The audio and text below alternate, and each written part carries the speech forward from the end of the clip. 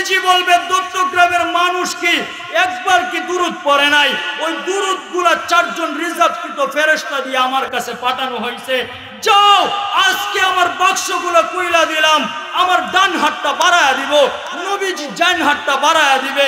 বাড়াইতে দেরি, ওই উম্মত ডান হাতে ধরতে দেরি হবে না, ডান হাতে ধরতে দেরি হবে, বিজলির আকারে ফুলসিরাত পার হইতে দেরি হবে না। শুধু হায় হায় এটা কেন? ওই সময় নবীজি বললেন, একজন ছোট্ট সাহাবীর দিলও যদি এমন হয়ে থাকে, একজন ছোট্ট সাহাবীর অন্তরও যদি এমন হয়ে থাকে যে আমার প্রতি জীবন দিয়া দিবে, নবীজি ওইটা দেখলেন আর খুশি হয়ে গেলেন। নবীজি বললেন, হ্যাঁ, এই ছোট্ট সাহাবীও যদি আমার জন্য জীবন দিতে পারে, তাহলে আমার তো হাজার হাজার উম্মত আসবে। ওই উম্মতরা তো এমন হবে, আমার বিষয়ে কোনো কথা বলবে, পৃথিবীর যেই প্রান্তেই হোক না কেন কথা বলবে, ওই জায়গার মধ্যে আমার উম্মত দাঁড়ায় যাবে যেন নবীজির বিষয়ে কথা না বলা হয়। এই জন্য বইলা নিলেন, ছোট্ট সাহাবী হইলে কি হবে?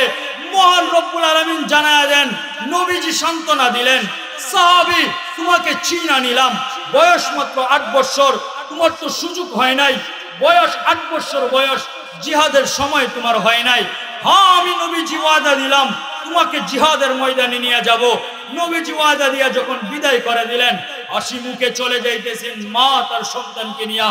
ওই সময় আল্লাহ তাআলা ডাক দিয়া বললেন, নবীজি শুইনা নেন, আপনি ওই সাহাবীকে বিদায় করতে পারেন, আবু বকর বিদায় করতে পারে, উসমান বিদায় করতে পারে, আলী বিদায় করতে পারে, কিন্তু শুনে নেন, ওই সাহাবীকে আপনি লিস্টের মধ্যে নাম না লেখাইতে পারেন। আপনার দুনিয়াতে মসজিদে নববী একটা লিস্টি হইতেছে যারা জিহাদের ময়দানে যাবে, সাহাবায়ে কেরামের একটা লিস্ট হইতেছে, আমি আল্লাহ তাআলা আরশের মধ্যে ফেরেশতাকে দিয়ে একটা লিস্ট করতেছি, ওই লিস্টের মধ্যে আমি আল্লাহ তাআলা এই ছোট্ট সাহাবীর নাম 1 নম্বরে লিখাইছি। হায় হায় হায়, এমন দিলওয়ালা মানুষ যদি থাকে, আল্লাহ তাআলা বললেন, হাবিব আপনি চিন্তা করেন তো করেন কিসের লাইগা? সকল মানুষ ধ্বংস হয়ে যাবে, সকল মানুষ ধ্বংস, কিন্তু শুনে রাখেন, আপনার উম্মত যখন ঈমান আনবে, ঈমান আনতে দেরি হবে, কালেমার ছায়া তলে আসতে দেরি হবে, আমি আল্লাহ তাআলা ওই ব্যক্তিটাকে 10টা জান্নাতের সমমান মূল্য দিতে দেরি হবে না। এই জন্যই বইলা নিলেন, হ্যাঁ, উম্মত আপনার তো এমন হবে। হযরত মূসা আলাইহিস সালাম ওই উম্মতকে দেখা বলতেছেন, কোন সেই উম্মত যেই উম্মতের কথা শুধু আমার পৃষ্ঠায় পৃষ্ঠায় দেখি, যে উম্মতের কথা শুধু আমার কিতাবের প্রত্যেকটা পৃষ্ঠায়, এমন উম্মত কোন সেই উম্মত? বলতেছে, হ্যাঁ, ওই উম্মতকে আমি স্পেশাল ভাবে বানাইছি। কেমন স্পেশাল ভাবে বানাইছেন? বলতেছে, ওই উম্মতকে না বানাইলে তো আপনাকে আপনার উম্মত বানাইতাম না। আরে আমাদেরকে আল্লাহ তাআলা 3টা শ্রেষ্ঠত্ব দান করছেন। কেমন শ্রেষ্ঠত্ব দান করছে? 1 নম্বর, আল্লাহ তাআলা আমাদেরকে মানুষ বানাইছেন, শ্রেষ্ঠ দিবেন। 1 নম্বর, 2 নম্বর শ্রেষ্ঠত্বটা দিবেন আমাদেরকে আল্লাহ তাআলা যে কালেমার ছায়া তলে আসছি, বিশ্ব নবীর উম্মত হইছি আমরা, এটা হলো আমাদের শ্রেষ্ঠত্বতা। হ্যাঁ, ওই দিন বলতেছে আল্লাহ, ওই উম্মতকে কি দেখানো যাবে? বলতেছে, না না না, ওই উম্মতকে দেখবা তো দেখবা কি কইরা? ওইগুলো তো রিজার্ভ উম্মত, যেইগুলোকে আমি রিজার্ভ করে রাখছি। বলতেছে, তাহলে একটু আওয়াজই না শোনায়া দেন। বলতেছে, হ্যাঁ, এটা করা যায়। তখন বলতেছেন, ডাক দিয়ে আমাদেরকে বলছেন, ইয়া উম্মত মুহাম্মদ।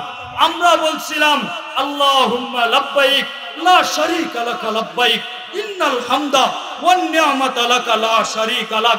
ওই কথা শুনতে দেরি, মূসা আল্লাহকে বলতেছে, আল্লাহ এটা কোন উম্মত যেই উম্মতের ব্যাকরণ, যেই উম্মতের বার্ষ, মুখের উচ্চারণ এত সুন্দর হয়, এই উম্মত ছিল তো ছিল কোথায়? বলতেছে, যেই নবী যেমন উম্মত হবে তেমন। মূসা, তোমার উম্মত তো জিহাদের ময়দানে তোমাকে ফেলে রেখে চলে আসতে পারে, কিন্তু এমন উম্মত আমি দিছি যেই উম্মত নবীজিকে তীর মারবে দূরের কথা, ওই নবীজির বিষয়ে মুখের থেকে কথা বলতে দেরি হবে, উচ্চারিত হইতে দেরি হবে, নিজের জীবন দিতে দেরি হবে না, ওই উম্মত আমি সৃষ্টি করছি। হায় হায়, যখন আরশের ময়দান কায়েম হয়ে যাবে, কিয়ামতের ময়দান কায়েম হয়ে যাবে, ওই দিন আল্লাহ তাআলার পাশে একটা চেয়ার থাকবে, 2টা চেয়ার। একটা চেয়ারের মধ্যে আল্লাহ তাআলা নবীজিকে বসাবেন আর একটা নিজে বসবেন। নবীজির জন্য যখন কুরসিটা রাখবেন, কুরসি রাখতে দেরি হবে, ওই সময় বলবেন বন্ধু আপনার জন্য চেয়ার আপনি বসেন তো বসেন না কেন? বলতেছে আল্লাহ আমি হাত রাখছি শুধু এই চেয়ারের মধ্যে। বলতেছে হাত রাখেন কেন? এটা তো আপনার জন্য, আপনি বৈশা যান না। বলতেছে না না, আমি যদি ওই চেয়ারে বৈশা যাই, আমার উম্মত যদি হাসরের ময়দানের মধ্যে ফুলসিরাতের ফুলের মধ্যে যদি না পার হইয়া, আমার উম্মত যদি ফুলসিরাতের নিচে পড়ে যায়, আমার উম্মত যদি জাহান্নামে চলে যায়, আমি নবীজি সহ্য করব তো করব কি কইরা? ওই সময় নবীজি তিনটা জায়গায় ধরবেন। আল্লাহ তাআলা জিজ্ঞাসা করবেন নবীজি আপনি বসেন তো বসেন না কেন? ওই সময় বলবেন নবীজি আমি বসবো তো। আল্লাহ বলবেন, আল্লাহর কাছে বলবেন আল্লাহ আমি বসবো তো বসবো কি কইরা? যদি আমার উম্মতের গুনার পাল্লাটা ভারী হয়ে যায়, ওই জন্য নবীজি মিজানে ধরবেন। হায় হায় বলবে হ্যাঁ আমার উম্মতকে এত পিপাসা। আসলের ময়দান সাধারণ কোনো ময়দান হবে না, যেই ময়দানের মধ্যে সন্তান তার বাবাকে চিনবে না, বাবা তার সন্তানকে চিনবে না, মা তার কন্যাকে চিনবে না, ভাই ভাইকে চিনবে না, বন্ধু বন্ধুকে চিনবে না, কেউ কাউকে চিনবে না।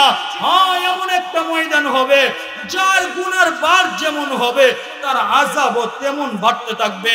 যার গুনার বার যেমন হবে সূর্য মাথার উপরে তেমন হালতে থাকবে। হায় হায় না জানি ওই দিনের পরিস্থিতি কি হয়ে যায়। ওই দিন যদি জিজ্ঞাসা করে হ্যাঁ দত্তগ্রামের মানুষ, না জানি ওই দিন আল্লাহ তাআলা কি জিজ্ঞাসা কইরা নেয়। যদি জিজ্ঞাসা করে আমি আল্লাহ তাআলা তোকে কোনটা না দিছিলাম, তুই ঘুমাইছ যখন, ঘুমানোর সময় দুইটা কানের ছিদ্র আছে, আমি আল্লাহ তাআলা যদি ওই দুইটা কানের ছিদ্রের মধ্যে পাহারা না দিয়া দাঁড়াইতাম, পাহারাদার না দাঁড়াইতাম, না দাঁড় করাইতাম, তাহলে তো ওই দুইটা কানের ছিদ্র দিয়া পোকামাকড় ঢুকতে পারতো। আমি ওইগুলোকে সেভ করছি পাহারাদার দিয়া। আল্লাহ তাআলা যদি জিজ্ঞাসা কইরা নেয় নাকের দুইটা ছিদ্র আছে, নিশ্চিন্তায় তুই ঘুমায়া গেছস, ওই ছিদ্রগুলা যদি আমি আল্লাহ তাআলা না পাহারা দেওয়াইতাম তাহলে তোর অবস্থা কি হয়ে যাইতো। হায় হায় আজকে ঘরের দরজা মায়েরা অন্ধকারের মধ্যে গুনাহ করতে থাকি, পরের দোরা জামাইরা গুনাহ করতে থাকি। আল্লাহ তাআলা বইলানের বান্দা তুই ঘরের দরজা মায়েরা গুনাহ করতে পারস, কিন্তু তুই জানোস ওই জায়গার মধ্যে আমার অক্সিজেন তোর ঘরের চিপা দিয়ে আমি অক্সিজেন পাঠায়া দেই, ঘরের চিপা দিয়া দরজার চিপা দিয়ে আমি অক্সিজেন পাঠায়া দেই। আল্লাহ তাআলা কত নিয়ামত দিতেছেন। অক্সিজেনের বিষয়টা যাদের শ্বাসকষ্ট তারাই বুঝতে পারে। আল্লাহ তাআলা এত নিয়ামত দিবেন, ওই জন্য বইলা নিলেন হ্যাঁ ওই উম্মত যদি এটা বলে আল্লাহ শেষ রাত্রে উঠলাম, জীবনের গুনাহগুলো বুঝে নিলাম, আমি গুনাহ করছি, তোর নাম তো রহমান, তোর নাম তো সত্তার, তোর নাম তো গফফার, তোর নাম তো গফফার, গফফার নামের উসিলায় তুই মাফই না কইরা দে। আল্লাহ তাআলা বলেন বান্দা হাত বাড়াইতে দেরি হবে, বান্দা হাত বাড়াইতে দেরি হবে, আমি আল্লাহ তাআলা বান্দার গুনাহ ক্ষমা করতে দেরি হবে না। হায় হায় কোন নবীর উম্মতের জন্য আল্লাহ তাআলা নিচ আসমানে নাইমা আসে নাই, শুধু আমাদের জন্য আল্লাহ তাআলা নিচে নাইমা আসছে। ওই জন্যই বইলা নেন হায় হায় আল্লাহ তাআলা বলেন এমন উম্মত দিছি, এমন নবী দিছি, যেই নবী হায় হায় ওই উম্মতের জন্য কি না করতেছে। ওই উম্মতের জন্য কখনো কখনো ফুলসিরাতে দৌড়বে, ফুলসিরাতের ফুলে যখন দেখবেন গুনার পাল্লাটা ভারী হয়ে গেছে উম্মতের, যখন দেখবেন গুনার কারণে ফুলসিরাতের ফুল পার হইতে পারতেছে না, নবীজি বলবে দত্তগ্রামের মানুষ কি একবার কি দুরূদ পড়ে নাই? ওই দুরূদগুলা চারজন রিজার্ভকৃত ফেরেশতা দিয়ে আমার কাছে পাঠানো হয়েছে। যাও আজকে আমার বাক্সগুলো কইলা দিলাম, আমার ডান হাতটা বাড়ায়া দিব, নবীজি ডান হাতটা বাড়ায়া দিবে। বাড়াইতে দেরি, ওই উম্মত ডান হাতে ধরতে দেরি হবে না, ডান হাতে ধরতে দেরি হবে, বিজলির আকারে ফুলসিরাত পার হইতে দেরি হবে না। শুধু হায় হায় এটা কেন? যখন দেখবে মিজানের গুনার পাল্লাটা বান্দার ভারী হয়ে গেছে, ভারী হয়ে গেছে, ওই বিষয়টা যখন দেখবেন দেখতে দেরি, ওই সময় হুজুর সাল্লাল্লাহু আলাইহি ওয়াসাল্লাম বলবেন রিজার্ভকৃত দুরূদগুলো আজকে কইলা দিলাম, যাও ওই দুরূদগুলো নিয়ে ওই পাল্লাটা ভারী কইরা দাও, ডান দিকের পাল্লাটা ওই দিন ওই দুরূদগুলা দিয়া দিবেন, ডান দিকের পাল্লাটা ভারী কইরা দিবে। নবীজি আমাদের জন্য কি করতেছেন? হায় হায় আদম আলাইহিস সালাম ওই হাশরের ময়দানে বলতে থাকবেন ইয়াকুলু আদামু সফিউল্লাহি নাফসি নাফসি ওয়া ইয়াকুলু নূহুন নাজিয়ুল্লাহি নাফসি নাফসি ওয়া ইয়াকুলু ইব্রাহিম খলিলুল্লাহি নাফসি নাফসি ويقول يوسف صديق الله نفسي نفسي ويقول عيسى روح الله نفسي نفسي ويقول يوسف صديق الله نفسي نفسي শুধু আমার আপনার পয়গম্বর ওই হাশরের ময়দানে বলবেন হায় হায় আমার উম্মত জাহান্নামে যাবে এটা হয়তো হয় কি কইরা আমি নবীজি থাকতে আমার উম্মত জাহান্নামে যাবে আমি সহ্য করব তো করব কি কইরা যাও আল্লাহ তাআলার কাছে ওই দিন আমাদের জন্য নবীজি সুপারিশ করতে থাকবেন দত্তগ্রামের মানুষ নবীজি কি না করবেন আমাদের জন্য ওই জন্য বইলা নিলেন সবার প্রথম করবা কি সকল মানুষই ধ্বংস হয়ে যাবে সকল মানুষ ধ্বংসস্তূপে পরিণত হবে কিন্তু তারা হবে না যারা চারটা কাজের মধ্যে লিপ্ত থাকবে যারা চারটা কাজ করবে এক নাম্বার কাজ হইল যারা ঈমান আনবে ঈমানের ছায়াতলে আসবে আল্লাহ রাসূল সাল্লাল্লাহু আলাইহি ওয়াসাল্লাম বলেন যারা কালেমার ছায়াতলে আসবে আসতে দেরি হবে কালেমার ছায়াতলে আসতে দেরি হবে আর ওই সময় যদি ব্যক্তিটা মারা যায় মারা যাইতে দেরি আল্লাহ তাআলা স্বাগতম জানায় ওই ব্যক্তিকে জান্নাতে দিতে দেরি হবে ওই জন্য বইলা নিলেন হ্যাঁ এই উম্মত দিছি শুধু কালেমার ছায়াতলে আসুক না আসতে দেরি হবে জান্নাতে যাইতে দেরি হবে না এই জন্য বললেন এক নাম্বার যারা ঈমান আনবে দুই নাম্বার যারা সৎ কাজ করবে তাদেরকে আল্লাহ তাআলা বলেন যারা সৎ কাজ করবে মানুষকে সৎ কাজের প্রতি আদেশ করবে এবং যারা ধৈর্য ধারণ করবে ধৈর্য ধারণটা কেমন আপনি দেখেন